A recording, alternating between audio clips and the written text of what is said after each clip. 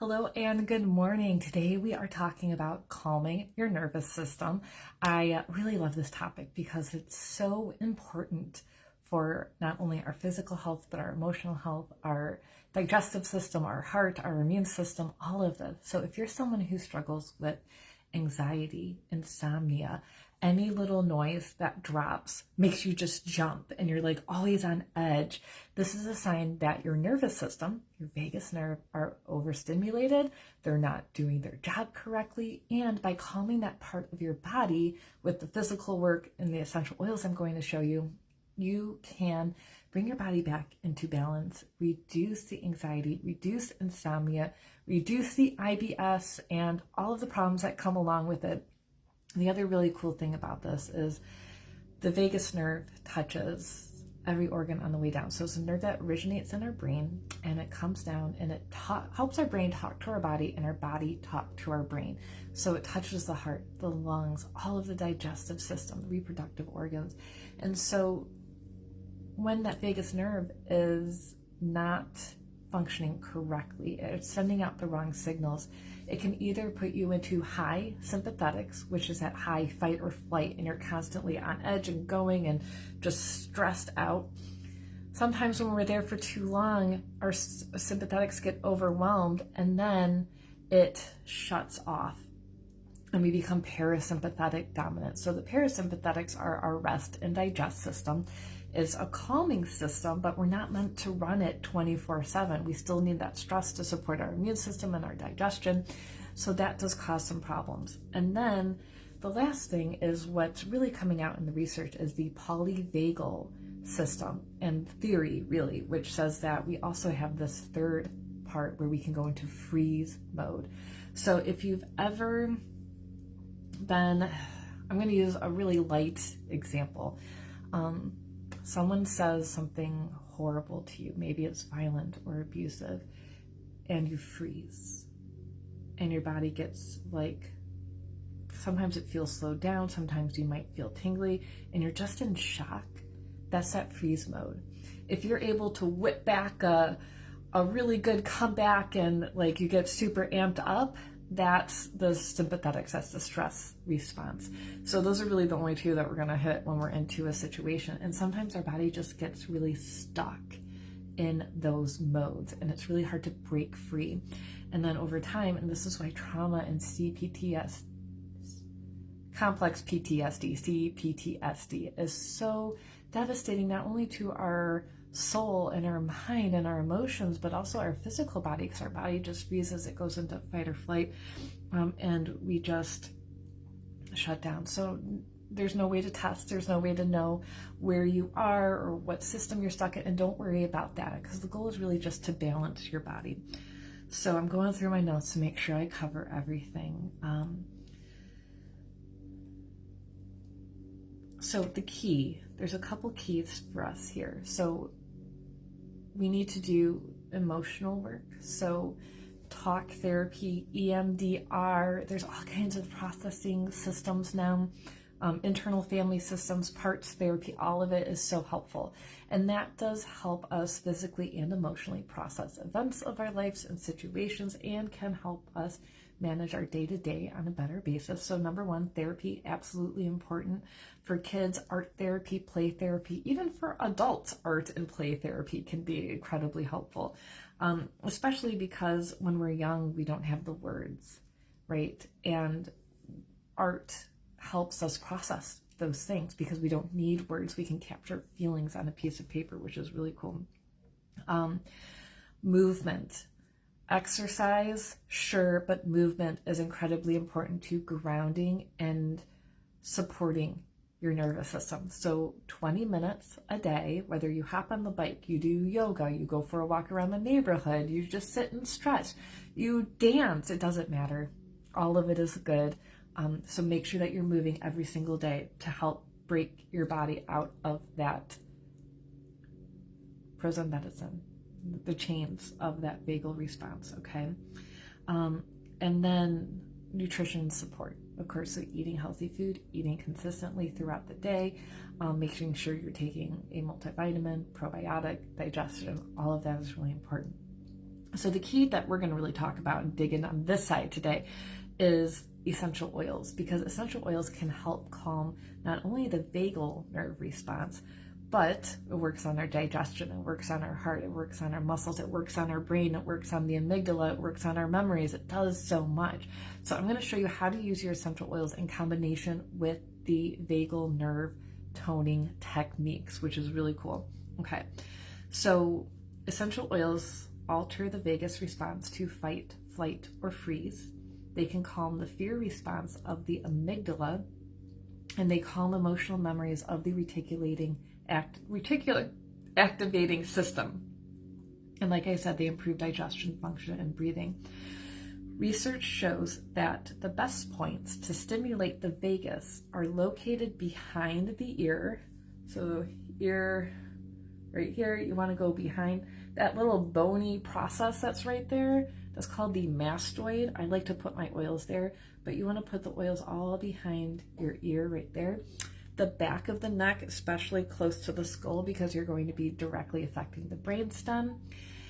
You can also put oils on your wrists because, anywhere where blood vessels are close to the skin, once oils are on your skin, research does show that the compounds get in, and then it takes about 2 minutes for the oil to get entirely through your bloodstream. So if you put oils on your wrists, in about 2 minutes, they'll find it everywhere in your bloodstream. So how cool is that? So in the end, it doesn't necessarily matter where you put them, as long as you're getting them on.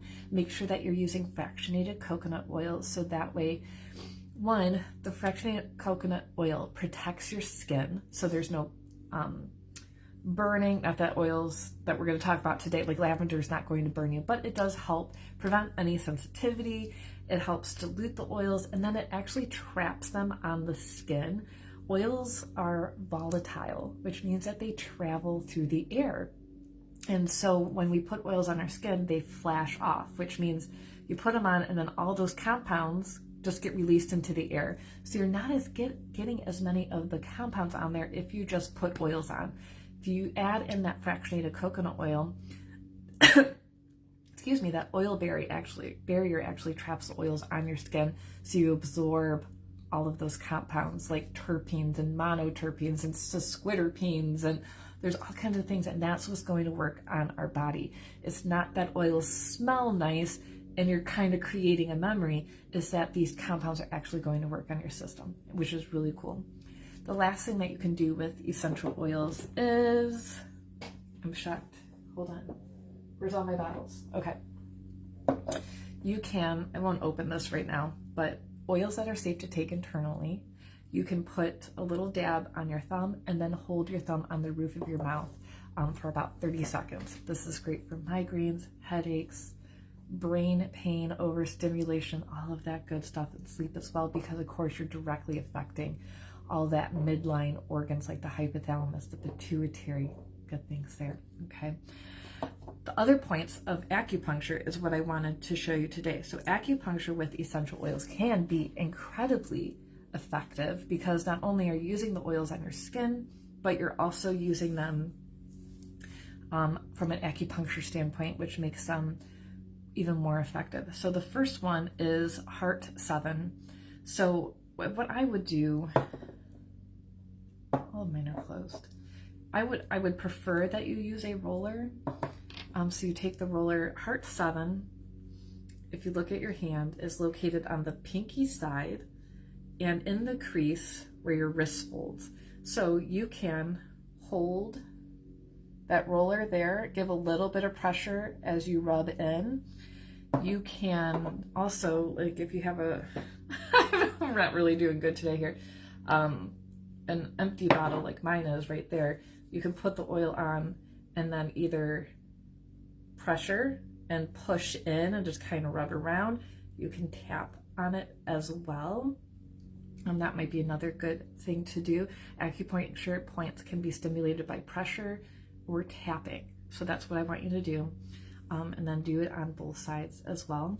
So the way I like the roller is, one, because if you saw, the oil went down my wrists on both sides, so I didn't get to catch it all on that point. So with the rollers, you can be really specific and use a lot of pressure there as well. Okay. The next point is large intestines 4. So if you look at your hand, you want to get in that space between your thumb and your index finger. It is kind of that meatier part. So again, I would put either the roller right here and get in, or put some oils on and go like that. I bet you could also do a little bit on your thumb and then go after that point like that. If you find a point is painful, that's kind of a good situation. It's a warning sign that something's not quite right. So I would spend a little bit more time massaging that point, getting to work on it. This is sometimes considered a master point for headaches, pain, things like that. So that is a good one to know. All right, the next one is the pericardium 8. So if you look at your hand and kind of squish it together, it's gonna be in the middle. So where this comes up right in the middle, right there. So again, use your thumb, put some oils on it, get that roller oil in there. That's gonna be a good one for you as well. And then the last one I wanna show you is the triple warmer 5. So you take 3 fingers and you find that part where your wrist goes back and just lay up against there. And then 3 finger widths down is where you're going to find that triple warmer 5. So it's right there. Acupuncture is really cool because it is self-measured. So when they say, here's a location of the point, a lot of times that they'll use your own finger measurements to measure your own body based off of finger sizes and widths like that. So that is, again, the triple warmer 5. That one's kind of painful for me, so I'm staying there. All right, so those are the good ones that I would start with. And that's nice that you can just take them, go, get it all done, and then you're done.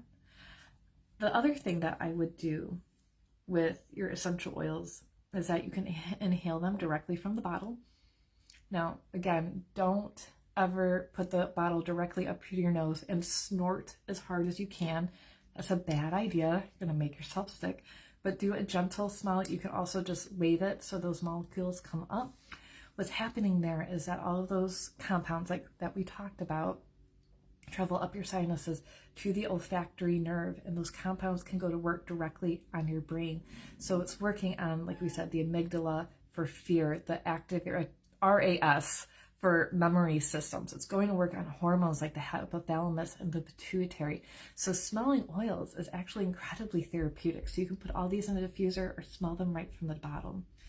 The other thing that I would do is that breathing is a huge part in relaxing the nervous system. So taking long, deep breaths is really important. So you can do a slow inhale through your nose and then a super long exhale through your mouth and get as much air out as you can. And that shows that's really great for lowering cortisol, calming your prefrontal cortex, and balancing that vagus nerve. The other thing that I would suggest is doing alternate nostril breathing, because this is another way to affect the sympathetic nervous system. So you take a breath in, and I would keep the oils there, and then out, and then in, out, and in, out, and in. There's lots of fancy ways to hold your hand. Some people will do this way. Now, obviously, I don't want to try not to cover like my whole face, but this way, like this. Other fingers, some people really like the ring finger. It doesn't matter unless you're trying to hold a hand mudra or something like that. But so if I was just doing this, I would just do it this way, like that. And that's all I would do. Obviously much slower because you'd be breathing in and out. If you find that you're really stuffy, like I am right now, you can take a deep breath in, and then as you exhale through your nose, hum. And that vibration through your nose will increase nitric oxide, which increases blood flow, opens up the sinuses as well, and then you'll breathe more easily. Don't be nervous if one nostril is clogged and the other isn't. That's actually a normal way for our body to function. One sinus is usually open and the other is swelled, and then it alternates every like 4 hours. So you don't I have to be balanced all the time. That's normal. And then the 5.5 second breathing is also really important. That is the timing that's shown to produce the most amount of oxygen and carbon dioxide exchange. So most calming for our nervous system. I like to go to YouTube, type in 5.5 second breathing, and then cute little videos with nice music will come up and they'll ding when you breathe in and out. So that way you're not staring at a phone trying to time yourself for 5.5 seconds. Much more easier. There's also free apps and things to do with that. And I would also suggest just breathing with your oils around you, things like that. Now, the oils that I would recommend include, my favorite blend for the nervous system is lavender, wild orange, citrus bliss, balance, and serenity. So that's a lot of different oils. And you can use one at a time. You could use all of them at once. I make my own roller, so I put about 8 drops of each in an empty roller, top it off with fractionated coconut oil, and then ears, neck, wrists, chest, and then beyond with my day. It's something I definitely carry around everywhere because it is so calming. I would say my top one is the Balance blend. That one has saved my life on many occasions. It's wonderful. Smell it from the bottle, put some drops on your wrist, changed my life. The other ones that I would strongly recommend would be frankincense and copaiba, because those go to work directly on the endocannabinoid system to produce calming effects and support for your entire body. All right, if you have any questions, let me know. If you need help ordering your oils, using up all the points that you saved up, if you need help finding something on the website, if anything at all, just comment, let me know, or shoot me a message and we'll get you taken care of. All right, enjoy the rest of your day and I'll see you soon.